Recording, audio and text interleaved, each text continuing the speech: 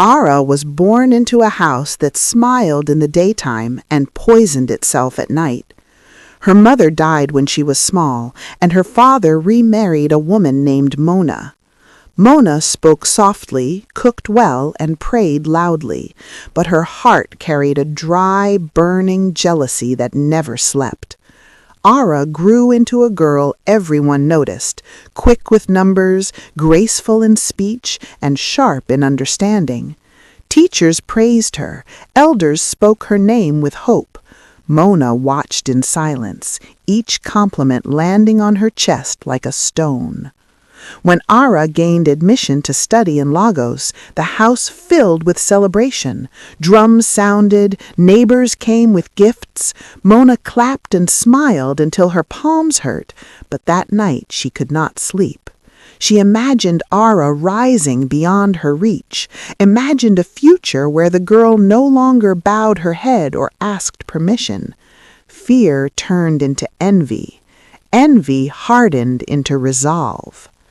Mona went to an herbalist called Baba Femi, a man whose eyes had seen too many secrets. "I want protection," she said.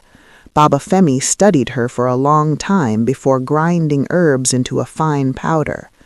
"This is not protection," he warned. "This is destruction. If you use this on the child, her mind will wander. But hear me clearly. If you ever come in contact with her again after this, the madness will leave her and enter you." Mona nodded as though she understood, though pride had already sealed her ears. Ara left for Lagos full of dreams. The city overwhelmed her at first, but she adapted quickly. Her lecturers noticed her brilliance, her classmates admired her discipline. She felt her life finally opening. Then the fog came. It began with headaches, then confusion. Words slipped from her memory. Nights filled with whispers. Laughter rose from her throat at the wrong moments. Fear followed her into lecture halls. Soon her admission, once a blessing, became something she could not enjoy. Doctors found nothing. School authorities whispered. Ara's mind broke quietly. She wandered the streets of Lagos, lost between awareness and confusion, until people stopped calling her by name and started calling her the Mad Girl. Years passed. That was how Kola found her. Kola was a billionaire whose name opened doors across Lagos. His wife, Rina, was elegant, respected, and childless. She traveled often, always returning with stories of pregnancies that never lasted, always wearing sorrow like fine jewelry. One night, Kola noticed Ara sitting under a streetlight, humming a song only she could hear. Something in her face pulled at him. He returned again and again, bringing food, shelter, and temporary safety. What began as pity became habit. Habit turned into secrecy. From that secrecy, children were born, children Ara never held long enough to understand. Each time, Rina traveled away and returned with a baby she claimed as her own. Ara's mind sank deeper into silence. Until the day Mona came to Lagos for a wedding. Ara was there to get thrash. As Mona was stepping out of the hall, the two come in contact, and something shifted. The fog lifted.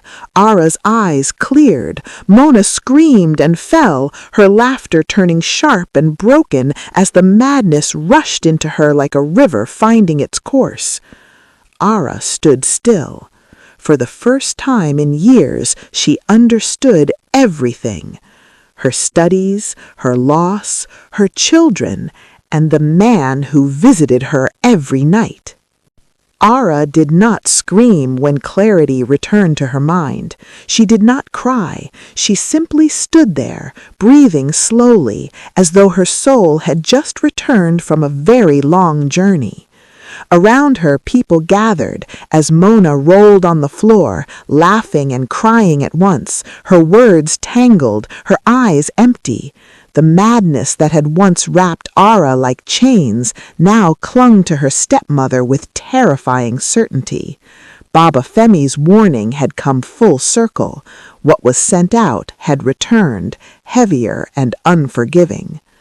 Ara looked down at Mona with no joy in her eyes, only understanding. For the first time since she left for Lagos as a hopeful student, Ara knew exactly who she was again. She was taken to a hospital. Doctors were surprised at the sudden recovery. They spoke of delayed trauma, of shock reversing symptoms. Ara listened politely. She did not argue. Some truths did not need explaining. As her strength returned, memories flooded back. Her admission letter, the necklace Mona forced on her, the streets, the pregnancies, the babies taken from her arms before she could even give them names. That was when anger came. Not loud anger, not violent anger, the kind of anger that sits quietly and plans. Kola returned one evening as he always did, expecting the silent woman who barely met his eyes. Instead, Ara looked straight at him. "You know me," she said calmly. Kola froze. "I know you. I know what you did. I know where my children are." His knees weakened. For years he had lived with guilt wrapped in wealth, telling himself he was helping her, telling himself she would never remember. Now the truth stood before him, steady and unafraid. "I was wrong," he whispered. Ara did not raise her voice. Wrong is a small word for a lifetime stolen. She did not threaten him. She did not beg. She simply asked for the truth. Kola confessed everything, how Rina's desperation for a child had turned into lies, how the babies were taken and presented as miracles, how he convinced himself it was better than leaving them with a madwoman on the street. Ara listened. Then she said, "You will return my children, you will expose the lie, and you will accept whatever follows."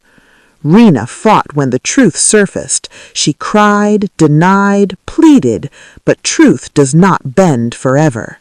The children were brought before Ara, confused, beautiful, alive. Ara touched their faces gently. "My children," she whispered, not with ownership, but with recognition. She did not take them away in anger. She chose a harder path. She agreed they would know both homes, that love would not be replaced with revenge, that her children would grow with truth, not shame. Kola lost respect in many circles. Wealth could not buy silence forever, but for the first time his conscience slept. Mona was taken back to the village, wandering, speaking to shadows, feared by those who once praised her. Ara visited once. "I forgive you," Ara said softly, "not for you, for me." Mona laughed without understanding. Ara returned to school. She graduated. She built a life on her own terms. Some nights she still walked past the streetlight where her madness once lived, not with sorrow, but with gratitude.